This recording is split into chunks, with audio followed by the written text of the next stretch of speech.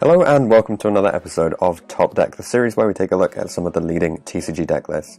This time we have Leon's list that took top 16 at the recent Brotherhood Regional, and he was playing Invoked Mekk-Knights with this nice Yazzie engine in here. So let's run through it. Triple Alistair, triple Ash, triple Destrudo, double Gamma Seal, no other Kaiji within the main, then one Meme to go with the Destrudos, double blue, one purple, indigo, and triple purple. And then one yellow as well, which I believe removes spells and traps, but let's just double check that. Yep, remove a spell or trap in the same column. One foolish, triple instant, triple invoke, triple meltdown, double desires, one hornet, double terraforming, double twisters, a triple evenly, and triple impermanence. So fairly low on the hand trap lineup, given that this is a going second deck. But still got the 6 in here. I guess we were in a situation where hand traps were super relevant, and running the maximum amount of invocations so you don't have to worry about your opponent hitting you with an Ash or a Veiler or anything like that.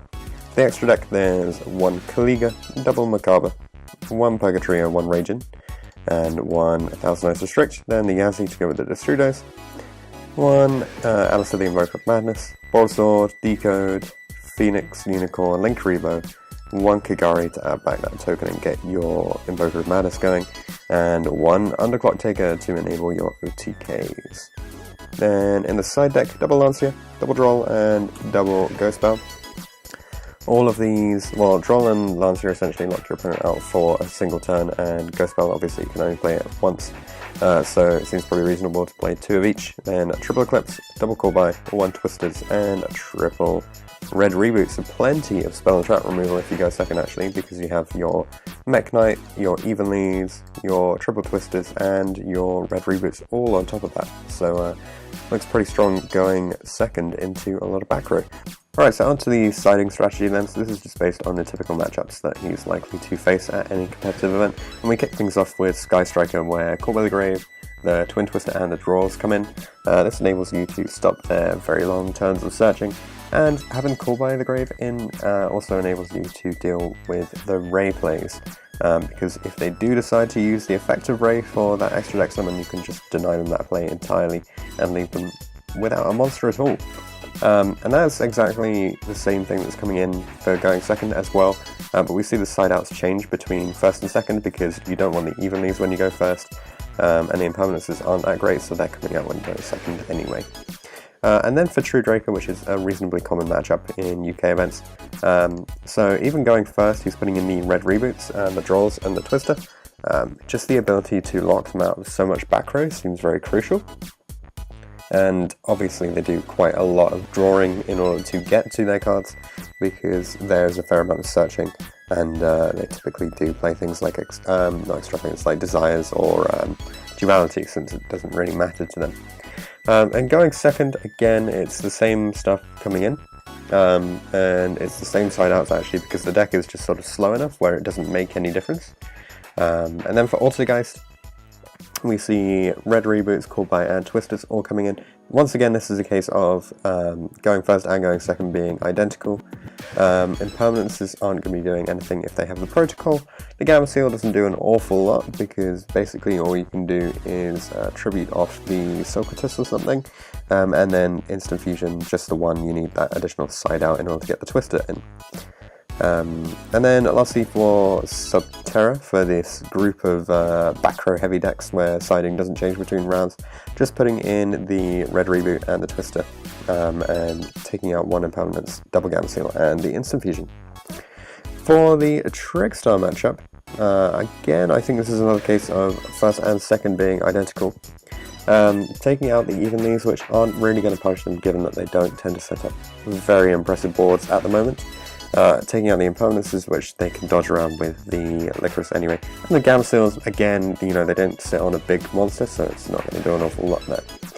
But then that gives you an awful lot of space to deal with, so you can put in your Drolls, your Call By, in order to stop the Reincarnation from doing an awful lot, and to deal with the Droll Lock combo. And the Red Reboot also allows you to deal with the Droll Lock combo. And then for danger, this gives us a little bit of variation between going first and second. So it's a deck that will need to special summon a lot and draw a lot, and in order to get all of those dangers off, they'll need to be drawing, which means you can just use your Droll and Knockbird to stop them from assembling too impressive a board. Lancier as well, and it enables you to sort of slow down their progress because they won't be able to use any of the draw cards so well. And it also locks out the Orcust cards on top of that. For going first, putting in the Book of Eclipse and the Call by the Grave. I imagine this is sort of, it stops them from making any big link plays, because once they've got the link plays, you don't really care about flipping over their monsters, so Eclipse isn't very relevant for going second. But for going first, it does stop them from setting up any sort of massive board there. But that means that there's a lot coming out for going first, so we've got the Evenly Matched, the Gavasteel, Mekk-Knight, Twisters and the Foolish all coming out, which shouldn't reduce the consistency of the deck too much because the engine for this deck is so tight, and these cards are just sort of utility for removing different problems. And then against Thunder Dragon, definitely one of the hardest matchups for this deck. In come the Books of Eclipse, Call by the Grave, Lanciers and the Ghost Spells. Just have to be able to stop them from bringing out any sort of big board with multiple Colossuses, and got to be able to remove them if they are there.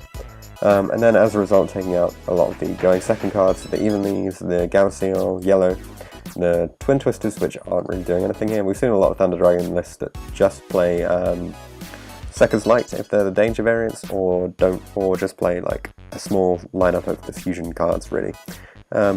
So yeah, taking out Twin Twisters shouldn't be too much of a problem.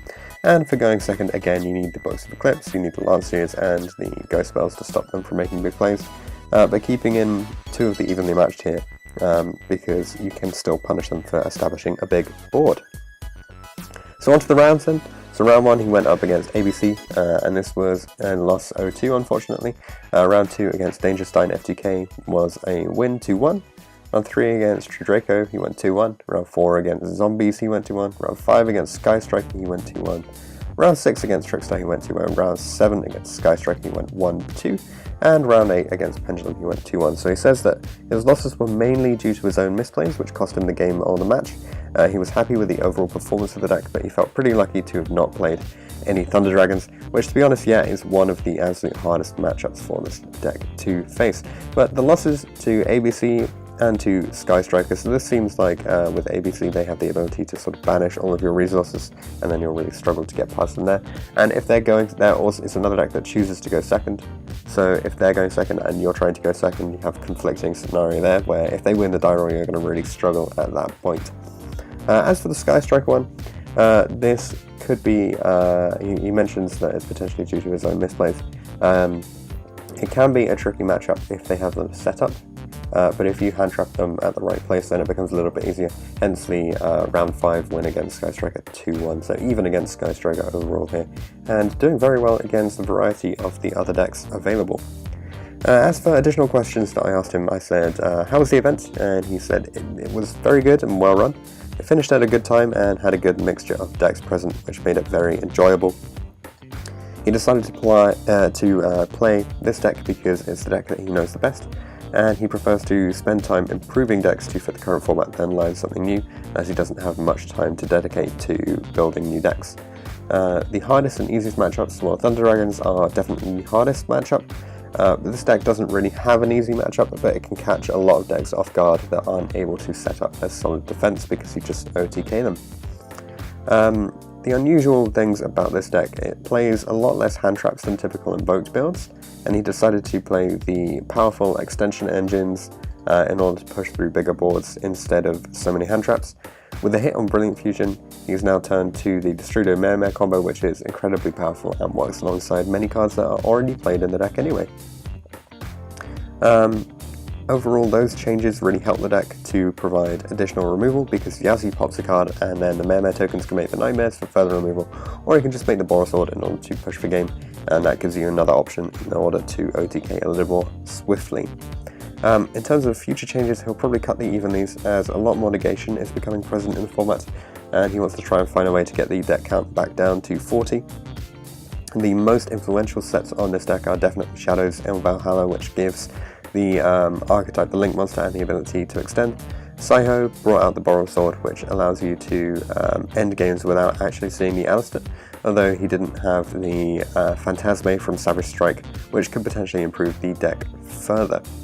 In terms of upcoming sets, he doesn't really look into future sets, so he'll just have to wait and see about what new options become available to help out this deck. But as for shoutouts, shoutouts to his team, the Disciples, and shoutouts to the Brotherhood. So thanks very much, Leon, for coming on and sharing your list and insights with us, and congratulations on making top 16 with this very nice Invoked list. Thanks for watching this episode of Top Deck. If you have any comments or suggestions that you would like to make, leave them in the comment section down below. Check out the description for details of how you can get involved in this series. You can enter by voice interview, or instead you could just send all of your information over Facebook Messenger. Anything like that will be absolutely fine. If you want to see anything in particular from the upcoming series, then be sure to get in touch, and I'll see you guys in the next video.